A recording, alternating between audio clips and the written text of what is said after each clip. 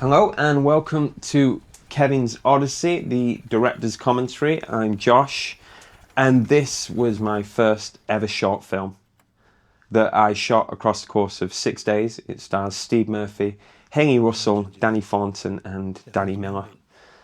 And the interesting thing about how we actually got Danny Miller to be part of this project, I had already been doing some work with him. I'd done a few projects with him, and he turned around and he was just really appreciative, and he was like, look, anything I can do for you, if I can help in any way, just let me know. And most people, I guess, would kind of see that as rhetorical. But I thought, why not just ask him? You know, I'm making a film right now. Why not just ask? So I said, would you be in my film? And I don't know if he regrets it now, but he said yes.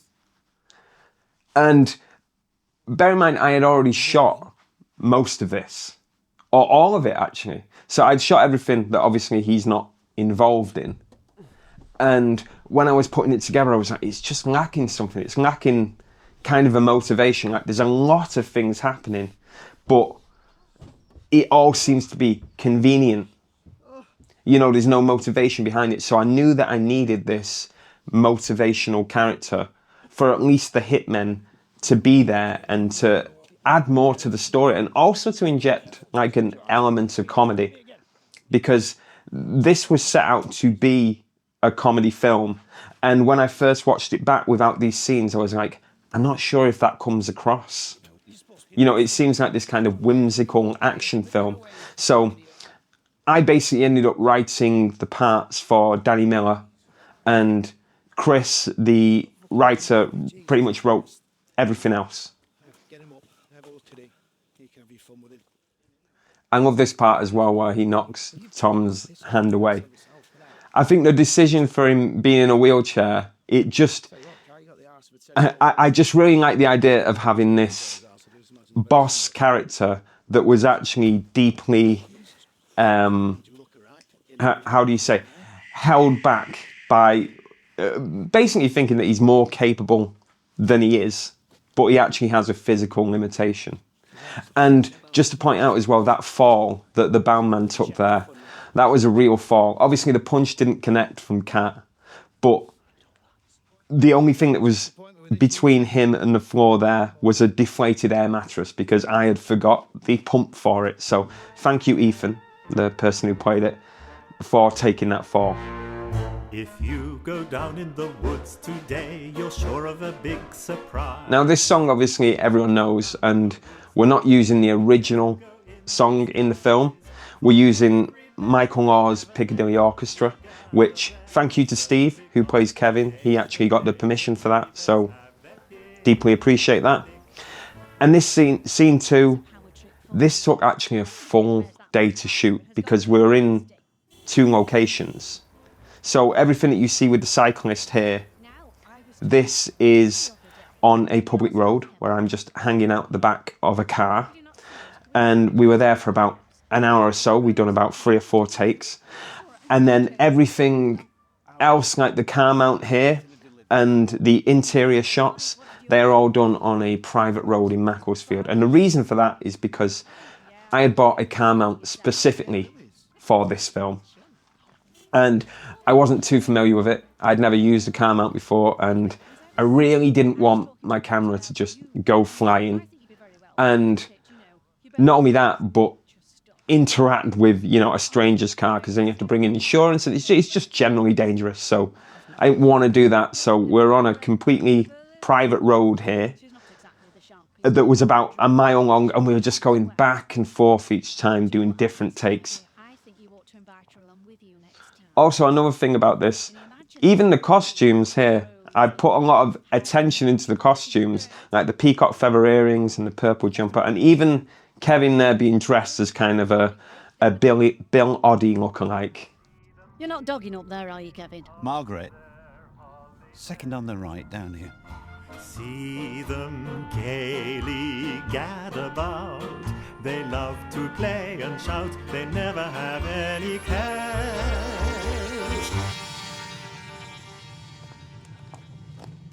This again is a different location. This is in a paintball arena. So this is another place in Macclesfield, and we had already set the characters to be paintballers, and luckily they rented us out the gear that we could use. Same time tomorrow. But we shot this scene, I think that this was the last scene that we shot on day 3, where we thought we had wrapped filming. But what happened is I got back into the edit and I made, the first cut, and I realized, God, we're missing a lot. We're missing a lot of reaction shots and basically coverage. So that's why it turned from a 3-day shoot into a 6-day shoot. But this was a lot of fun to film. I mean, I kind of just let everyone just kind of play around with the fight here, because it was meant to be a kind of goofy mess and be as disruptive as possible to Kevin's hopefully calm trip. Idiots with guns. Oh.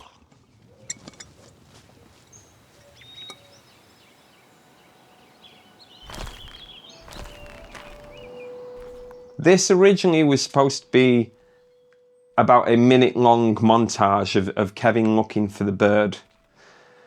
But I found after that, although it was beautiful to look at, it didn't really add anything to the story. And with it already being quite a long, short film, I really just wanted to remove all the fat from it. So we kind of moved straight from the montage into the running scene.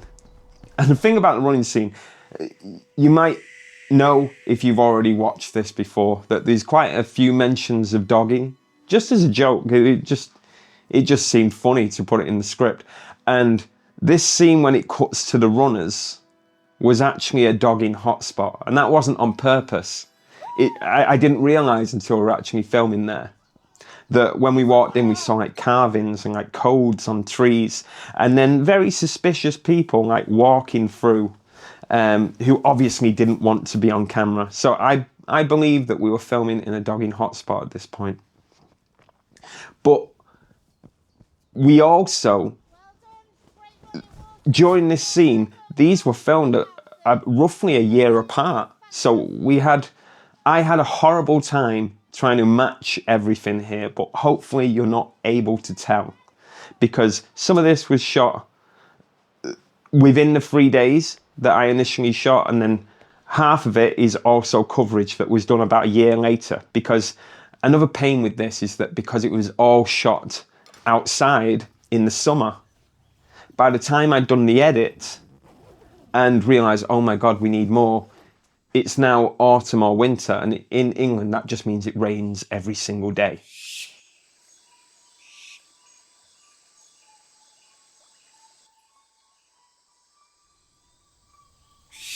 So the owl that you see here was provided by a very, very lovely guy that I met in Affleck's Palace in Manchester. And he actually owned the owl. And I was like, look, is there any way that you would want to be involved in the film, or have the owl be involved in the film? And he very graciously was like, yeah, sure, I'll come down. And like, you can see I don't know what you call them, but the things around the owl's feet there, because we couldn't take them off because he might just fly away. So he actually had an owl on a lead, which was pretty crazy. This is probably my favourite shot of the entire film.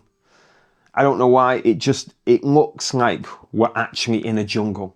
It doesn't look like we're in Manchester or Macclesfield, which is where we shot this.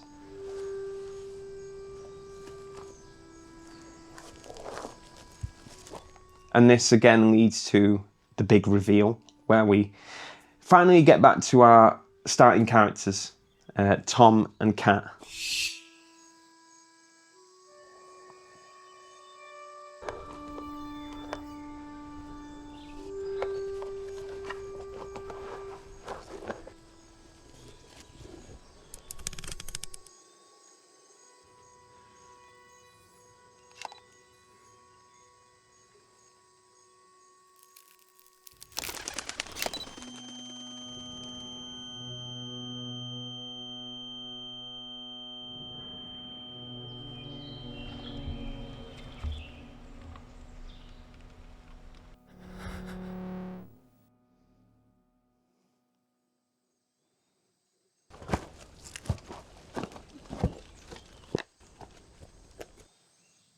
Now I think this was day 2 of shooting. And the grave that you see beside him, me and Chris actually dug that. And we dug for about 2 hours. And I think we got 3 foot down because it is a lot harder to dig a grave than you would initially think. But I think it kind of, it serves its purpose. And again, Ethan taking a fall for the craft. So thank you for doing that. And just say here is where the plot kind of starts to intertwine. So far it's been all linear, and now it's going to kind of intertwine. And it took me 2 years to make this film because it was so complex trying to put all these together, especially when you don't have the right coverage and you're trying to make it all connect with what you've got.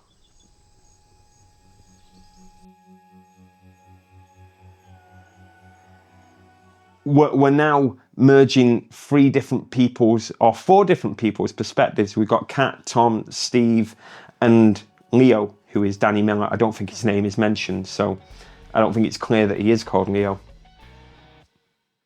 But we're going to keep going back and forth between these characters.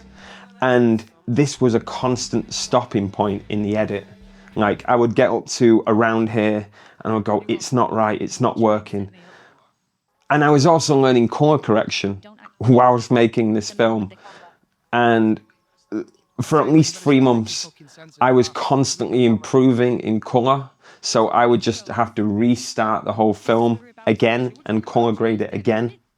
So I believe this is why the editing process took so long. But I do love these phone conversations, both with Kat and Tom. I think I put, in terms of the sound, it was important to me to, when you cut back from the other side, to just, it's a really basic thing, but just making sure that the audio matches so it goes to that kind of phone tone once you cut back to them and they're still speaking. Really simple trick that I'm sure everyone does, but it just made it feel so fluid. Now this again, we're back in the paintball arena, and this is the chase scene between Tom and Kevin.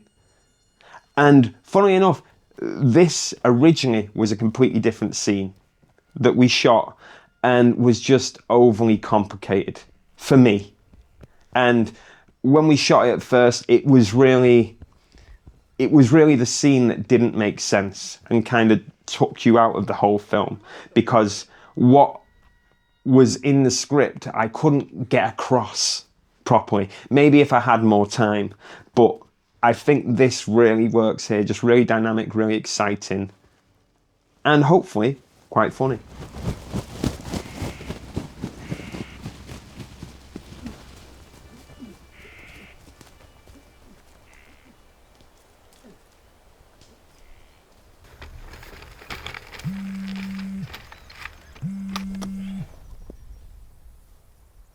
This better be fucking good, Thomas. There's a bloody dinosaur in the woods. It's just run off. One of the interesting things too is that we had to rent a wheelchair, obviously for Danny Miller. I didn't just have one lying around. And they were so excited to give it to us and requested a copy of the film. I don't think they ever got back to me, but hopefully they enjoyed what they saw. Hello? Hello? Hey, Peanuts, you fucking monkeys. Come on.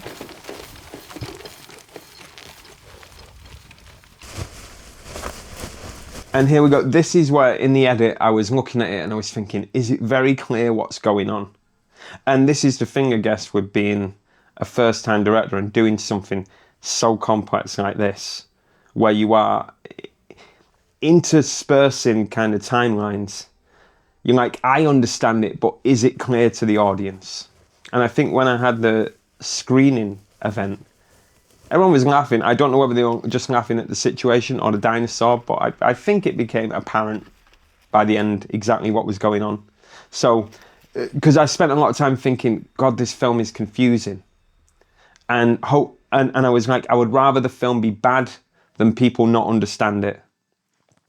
But quick note here, if you look to the left of screen, you'll see a head that's just about to bob down. There you go. That was our makeup artist, Freya. Didn't notice that until after the shot, but it's fine. I think it adds to the film. Got ya. So with regards to action as well, I think I was very optimistic in how I would handle action, because when it came to the day, I realised, oh my God, this is so much harder than it looks. First of all, for actors' safety, and second, to just make it look like things are real. That was definitely a learning experience, because we spent a lot of time back and forth making sure that things at least looked like they were connecting. And again, another great job there from our makeup artist Freya for Steve's bloody nose. I really like Danny's or Tom's dialogue here. Or not necessarily what he's saying, but the way that he says it. He's such like a intimidating character, but plays this kind of dumb guy really, really well. It's just very funny. And obviously, this is completely over the top. You know, when he says, "What the fuck is an owl?" Obviously, someone should know what an owl is.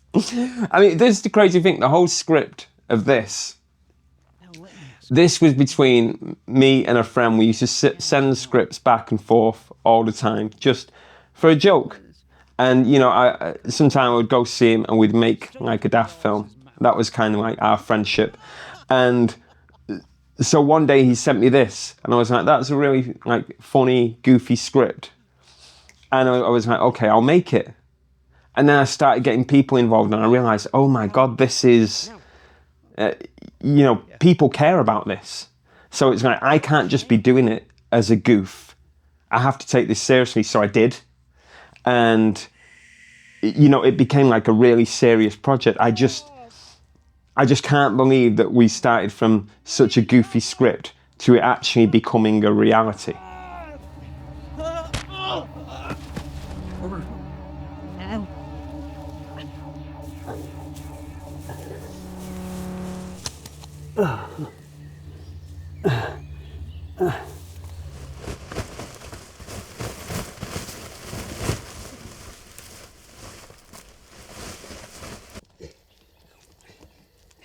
And this is kind of like a gap in the story where obviously he's got somewhere within the forest. In reality, there is no way he could have got this far. There is no way a man in a wheelchair can get into the forest like that. But for the purpose of the story, it had to be done. And some great VFX work here.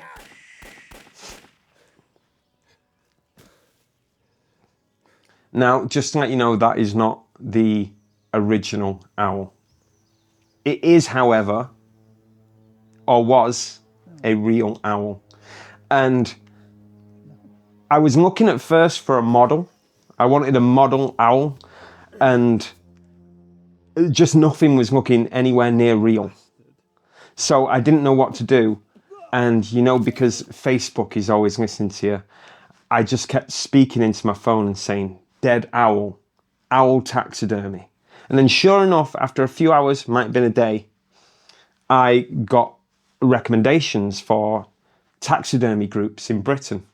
And sure enough, on there were several barn owls stuffed that I could buy. So I ended up buying a taxidermy owl, which is shown off in these scenes.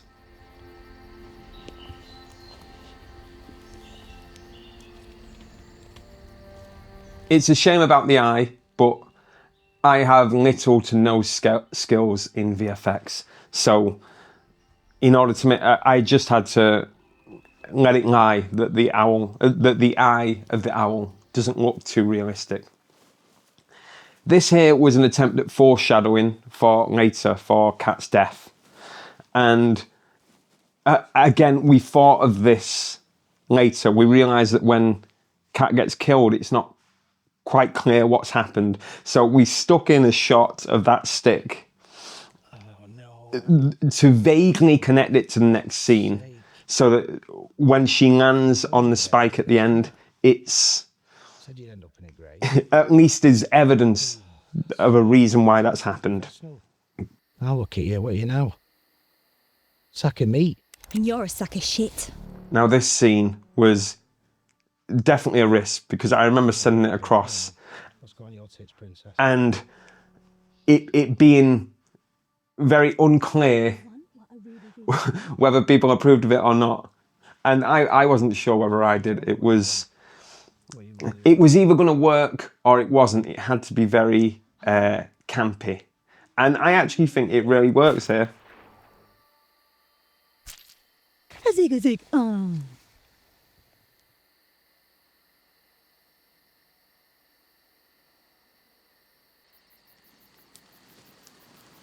Now, this is the second to last scene, and it's the longest scene in the film. It's also the most complicated because almost all of the characters are here. So there's the dinosaur, the paintballers, Kat, and Kevin, all at once, and there is a lot happening.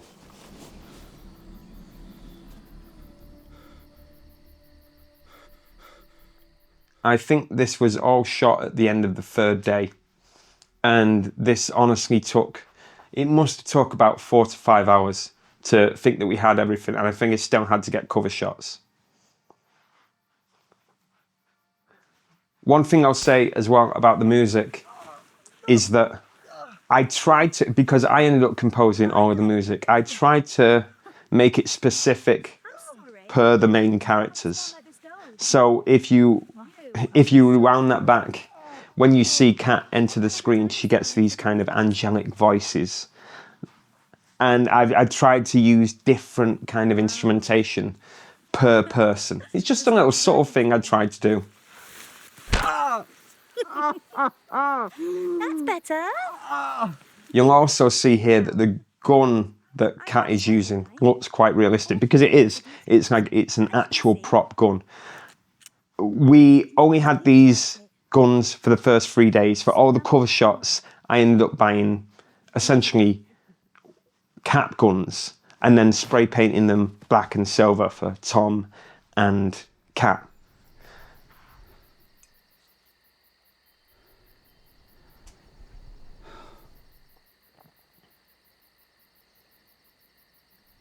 Now, this part was so hard. We're just about to see the paintballers, and there's meant to be this frenzy of bullets coming out, but obviously we couldn't go shooting everyone with paintballs, so we just had to focus on reactions.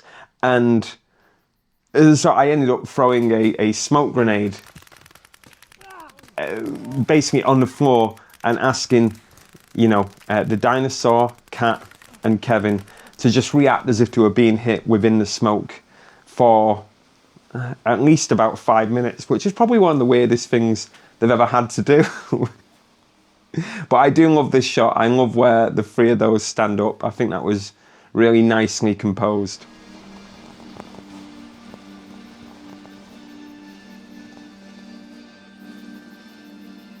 Now, here I must have tried to be really confident and try and be Roger Deakins. I was going for a one-take shot.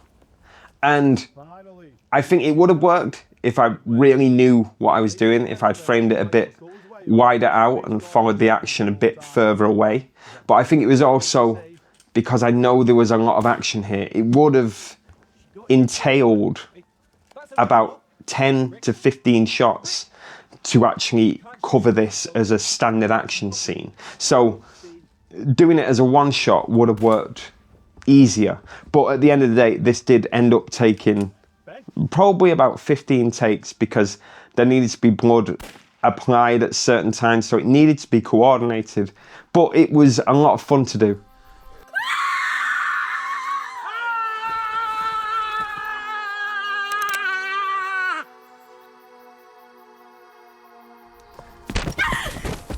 Now, this fall wasn't in the original cut. So we basically went from Kat getting knocked over to just seeing her as you'll see her shortly. And so that roll down the hill, which thank you, Kat, for doing that, was done a year later to again make it make sense.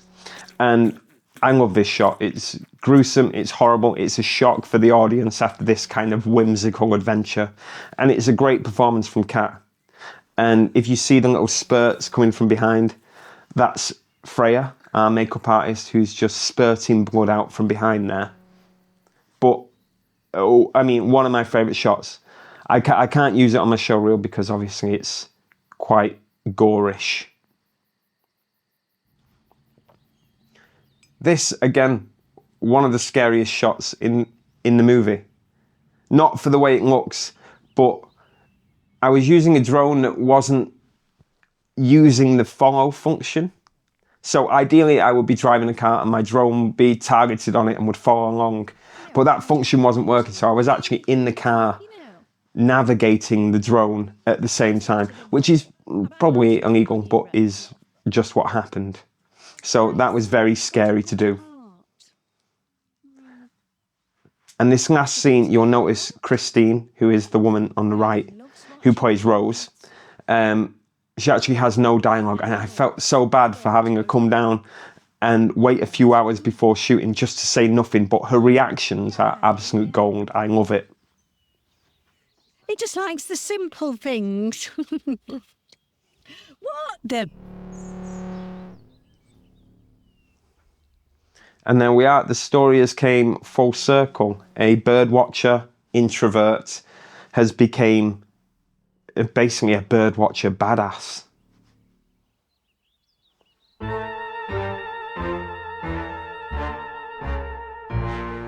If you go down in the woods today, you're sure of... And then I don't know if I started thinking I was James Gunn, but you needed a post-credit scene.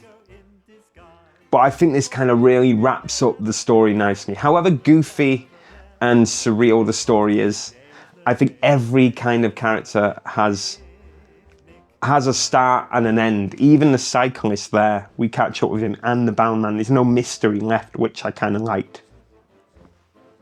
But yeah, that was Kevin's Odyssey. And look, I just wanted to say thank you to everyone that was involved.